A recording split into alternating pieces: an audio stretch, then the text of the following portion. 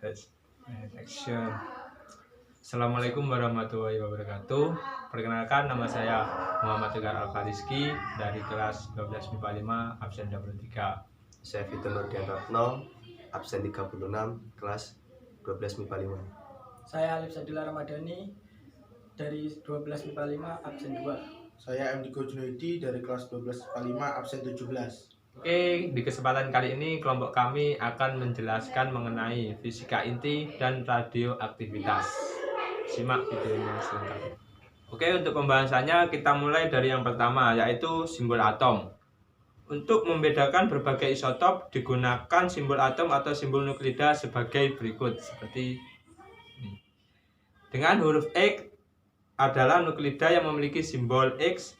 Huruf Z adalah nomor atom yang melambangkan jumlah proton dalam nuklida. Dan huruf A disebut nomor massa yang melambangkan jumlah proton dalam neutron.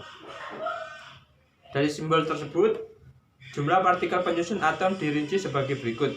Jumlah proton sama dengan Z, jumlah neutron sama dengan A-Z, jumlah elektron sama dengan Z, dalam kurung jika atom dalam keadaan netral. Dan yang kedua, kita mulai dengan muatan dan massa partikel penyusun atom. Massa partikel penyusun atom dan inti sangat kecil. Biasanya satuan yang digunakan adalah SMA, dalam kurung satuan massa atom. Nilai 1 SMA sama dengan 1,660559 kali 10 pangkat minus 27 kg. Berikut adalah tabel yang memperhatikan massa partikel penyusun atom. Yang ketiga, isotop, isobar, dan isoton. Isotop adalah nuklida yang memiliki jumlah proton sama, tapi jumlah neutron berbeda. Isobar adalah nuklida yang memiliki nomor massa sama, tetapi jumlah proton berbeda. Dan isoton. Isoton adalah nuklida yang memiliki jumlah neutron yang sama. Yang keempat yaitu jari-jari atom. Inti atom berbentuk menyerupai bola yang jari-jarinya bergantung pada nomor massa A. Dituliskan dalam bentuk persamaan seperti berikut. Proton dalam inti tolak-menolak dengan gaya Coulomb, tetapi tidak tercerai-berai karena dipegang gaya inti kuat yang memiliki jarak jangkauan sangat pendek, atau 2M sama dengan 2 kali 10 pangkat minus 15 FM. Yang kelima, energi ikatan inti dan susut massa. Energi ikatan inti adalah energi yang dilepas oleh nukleon-nukleon agar berbentuk inti atom, atau energi yang diperlukan untuk memisahkan nukleon yang membentuk inti. Sedangkan susut massa atau defek massa adalah selisih gabungan massa nukleon-nukleon berbentuk inti dengan massa inti stabilnya. B. Reaksi inti. 1. Energi reaksi. Peluruhan inti atom menjadi inti atom lain secara alamiah disebut reaksi inti. Berbeda dengan reaksi kimia yang hanya melibatkan elektrovalensi, dalam reaksi inti yang terlibat adalah inti atom. Untuk menuliskan reaksi inti, misalnya untuk suatu inti X yang ditembak dengan partikel A sehingga menghasilkan inti lain Y dan partikel B. Dalam reaksi inti harus dipenuhi sebagai berikut. A. Hukum kekekalan momentum. B. Hukum kekekalan energi. C. Hukum kekekalan nomor atom. D. Hukum kekekalan nomor massa. 2. Reaksi fisi.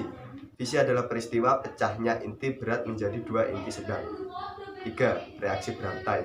Untuk menghasilkan reaksi berantai tidaklah mudah karena diperlukan persyaratan tertentu.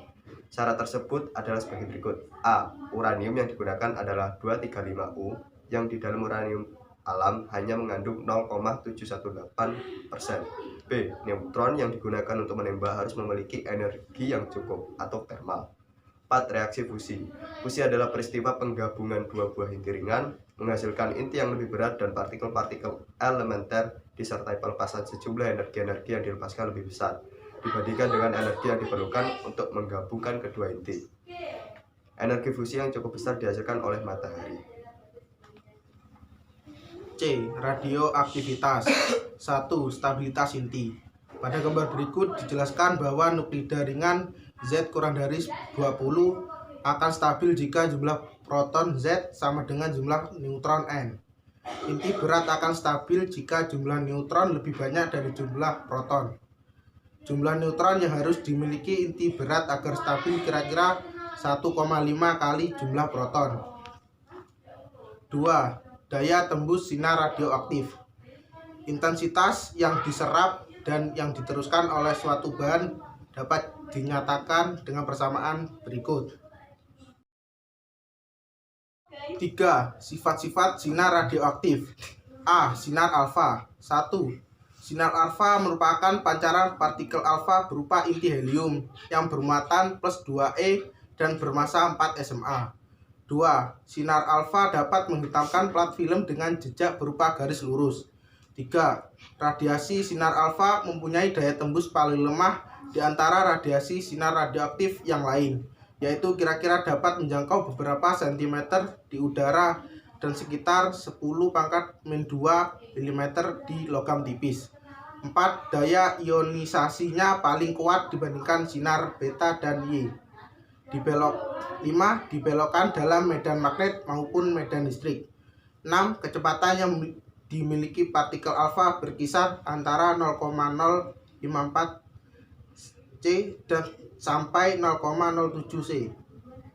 B. Sinar beta. 1.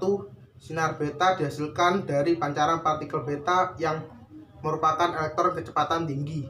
Muatan partikel ini adalah -1e dan massa yang dimiliki sama dengan massa elektron. 2. Daya tembus yang dimiliki lebih besar daripada sinar alfa, tetapi lebih kecil dari sinar Y. 3. Dibelokkan dalam medan magnet maupun medan listrik. 4. Kecepatan partikel ini antara 0,32 hingga 0,9 kali kecepatan cahaya. 5. Jejak partikel acak karena hamburan yang dialaminya di dalam atom. 6. Jangkauannya lebih besar daripada sinar alfa, kira-kira beberapa sentimeter di udara. C. Sinar Y. 1. Sinar Y merupakan radiasi gelombang elektromagnet dengan energi yang tinggi atau panjang gelombang yang sangat pendek. 2. Tidak dibelokkan dalam medan magnet maupun medan listrik. 3. Kecepatan yang dimiliki sama dengan kecepatan cahaya. 4. Mempunyai daya tembus paling besar tetapi daya ionisasi paling kecil. D. Peluruan. Peluruan adalah proses pemancaran sinar radioaktif hingga berbentuk inti lain yang stabil. Satuan yang digunakan adalah curi. Ci 1 Ci sama dengan 3,7 kali 10⁻10 partikel per sekon. Satuan lain yang dipakai adalah becquerel atau Becky yang diidentik dengan 1 peluruan tiap sekon. 1. Dosis serapan. Dosis serapan adalah banyaknya energi yang diserap oleh setiap satu satuan massa.